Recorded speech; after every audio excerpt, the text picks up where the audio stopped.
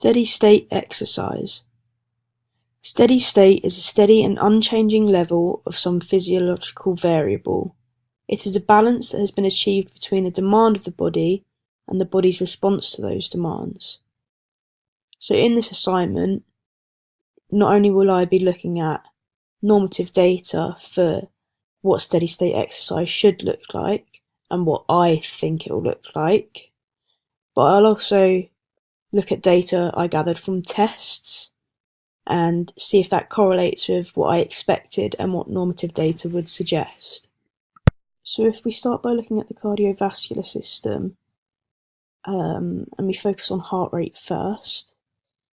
So prior to exercise, we experience a slight increase in heart rate. This is called an anticipatory rise, and this occurs before you participate in exercise when you come to realise you're going to participate in that exercise. So here, emotional stimuli from this realisation causes noradrenaline to be released from the adrenal glands in a fight or flight response. Henceforth, this stimulates a message from the cardiac control centre down the sympathetic nervous system. As a result of this increased activity of the sympathetic nervous system, the SA node increases its firing rate, therefore increasing our heart rate. So that's pre-steady state exercise. At the start of steady state exercise, and when you actually start to participate in that physical activity, your heart rate will increase still. This is due to an increasing demand for oxygen. So when you start that exercise, your muscles are contracting more regularly, and they need oxygen to undergo that contraction. Therefore, your heart has to beat more often to increase the supply of oxygen to those working muscles, which is why you have that initial increase in heart rate as you begin exercise. After approximately 3 minutes during this exercise, your heart rate should plateau. This is because the demands of the exercise are being met, so the heart rate doesn't need to increase further. So obviously, your heart rate has initially increased to increase the amount of blood flow and therefore amount of oxygen to those muscles. And it's now the muscles are now getting a sufficient supply of oxygen. So the heart rate doesn't need to increase further, it simply stays at that level. As if it decreased, then there still wouldn't be a sufficient supply. So it has to remain at that same level. Post-exercise, your heart rate will decrease quite quickly, as there isn't much oxygen debt to be repaid, because you've had that sufficient supply of oxygen during this plateau phase.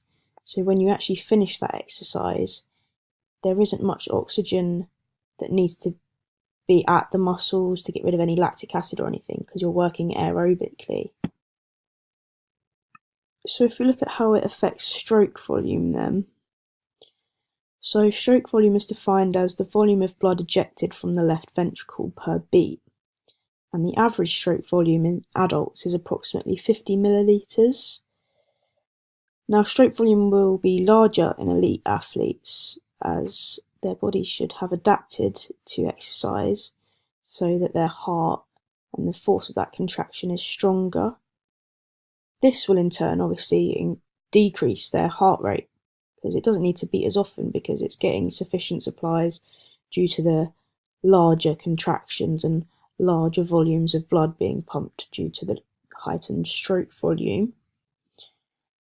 So in this exercise then, stroke volume obviously increases in correlation to heart rate. By that I mean the pattern of stroke volume is fairly similar to that of heart rate that we previously discussed. Therefore, at the start of exercise, there's an initial increase in stroke volume, as more blood needs to be pumped to the working muscles. During exercise, after that 3 minutes, stroke volume should plateau, like mentioned with heart rate, as the demand of exercise is met and you don't need to increase the amount of oxygen. And after exercise finishes, your stroke volume decreases again, as there isn't oxygen debt to be repaid, and you don't need to get that any more oxygen to the muscles.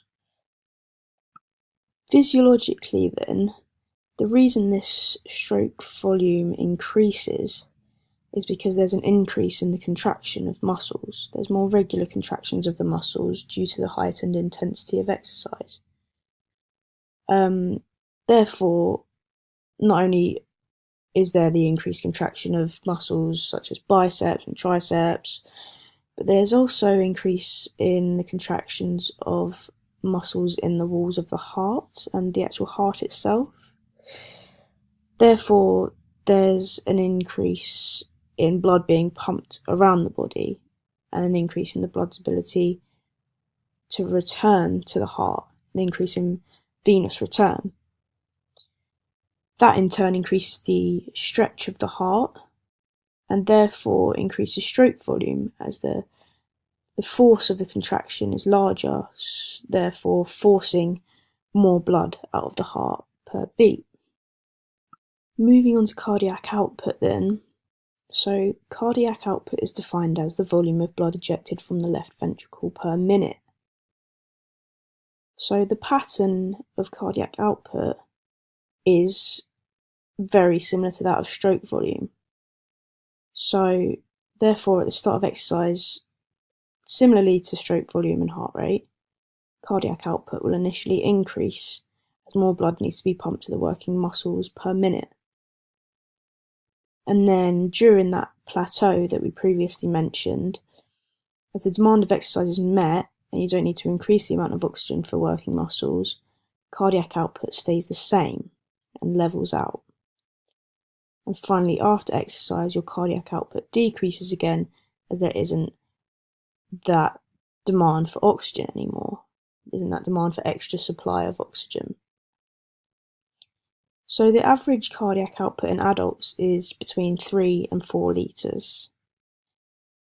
But unlike stroke volume, cardiac output actually decreases when you become an elite athlete. This is because the equation for cardiac output is actually stroke volume multiplied by heart rate. Now, while your stroke volume increases slightly, your heart rate decreases a lot more as an elite athlete. So actually this decrease in heart rate means that cardiac output turns out to be a smaller number as well. So your blood flow, the amount of blood being exerted from the heart and being pumped around the body, this will obviously correlate with stroke volume and cardiac output, and later mentioned blood pressure. So you're at the start of exercise, there's that initial increase in blood flow to the muscles as more blood needs to be pumped to the working muscles. So you need to increase that blood flow, which is why heart rate increases and stroke volume increases and cardiac output increases, to increase that blood flow and increase that supply of oxygen. And then during exercise, after about 3 minutes, similarly to the others, blood flow should plateau and should kind of remain at a consistent rate, consistent value as the demand of the exercise is met, and you don't need to increase the amount of oxygen. After exercise finishes, your blood flow decreases again, as there is an oxygen debt to be repaid. So you don't need as much of a regularity with the blood flow because there isn't any oxygen debt to be repaid. There's already been a sufficient supply of oxygen to the muscles.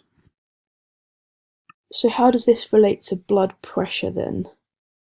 So systolic pressure is the pressure exerted in the arteries when the heart contracts. Therefore, systole is the contraction/active phase. Diastole is the pressure exerted in the arteries when the heart relaxes, hence diastole being the relaxation or passive phase. Systolic blood pressure increases in relation to Starling's law and in relation to stroke volume. So At the start of exercise, there's an initial increase in systolic blood pressure as the muscles need that increased supply of blood and oxygen at the working muscles due to the more regular contractions as a result of exercise. So as we already know, stroke volume increases to increase the supply of oxygen and increase the blood flow. In addition to this, in relation to Starling's law, the force of contraction is also increased, meaning there's a higher pressure and a higher force of exertion at the ventricles, which causes blood to be forced out at a higher exertion, at a higher pressure, meaning that pressure continues through those arteries and through those veins to get to those muscles. During exercise, after 3 minutes, blood pressure will, similar to the other factors, plateau as the demand of the exercise is met and you don't need to increase the amount of oxygen, meaning that the stroke volume stays the same and the force of contraction of the heart can stay the same because it doesn't need to increase the supply of oxygen and increase the supply of blood. After exercise, your blood pressure decreases again as there is an oxygen debt to be repaid. So there isn't any need for that increased blood pressure as there isn't that demand for oxygen, so it can return to a regular blood pressure pretty soon after exercise finishes. In relation to the vascular shunt now then, this is the distribution of blood around the body. So in exercise, the blood has a higher distribution to the working muscles because there's a higher demand for oxygen at the working muscles than that of other organs. Therefore, less blood goes to organs like the digestive organs because that is not the focal point during exercise. There is an extreme demand for oxygen at the muscles during exercise, so that blood is distributed more to those muscles and less to the organs that are needed less. So how this works is that the blood vessels around those organs with a lesser demand for oxygen, they actually vasoconstrict, which means that less blood can be exerted or forced through to those organs, meaning there's a lesser supply of blood to those organs. And then in opposition to this, vasodilation occurs at the organs with a higher demand for oxygen. So vasodilation of the blood vessels surrounding perhaps your hamstring during exercise on the bikes that we did, the blood vessels would vasodilate around that organ, that muscle, to increase the supply of oxygen and increase the supply of blood. So, like we've previously mentioned, venous return affects stroke volume, as does Starling's law. So we'll go into more detail about that now.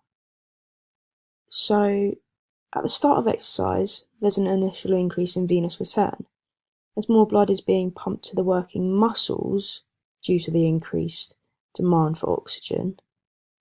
Therefore, there is an increased return of blood to the heart after that muscle has used the oxygen from it, creating deoxygenated blood that returns to the heart in larger amounts. During exercise, this will plateau after about 3 minutes as the demand of exercise is met and you don't need to increase the amount of oxygen for the working muscles. After exercise, your venous return decreases again as there is an oxygen debt to be repaid. So there's a lesser supply to the muscles, meaning there's a lesser return from the muscles to the heart.